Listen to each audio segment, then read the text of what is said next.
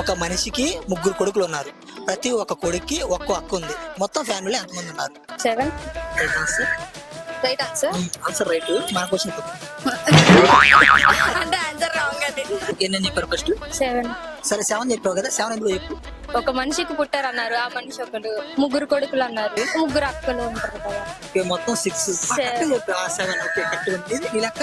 నా లెక్క ఏంటంటే ఒక్కొక్కరికి ఒక్కొక్క అక్క అన్నారు కానీ లైక్ ఆమెకే అక్క అవ్వచ్చు కదా. So 3 boys, same sister.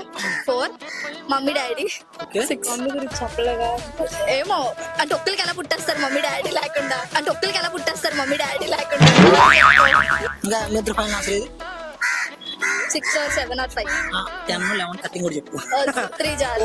5, 6, 7. ఒకటి ఓన్లీ మనం 6 రైట్ ఆన్సర్. ఒక తల్లి, ఒక తండ్రి, 3 కొడుకులు, అందరు కలిపి ఒకే అక్క.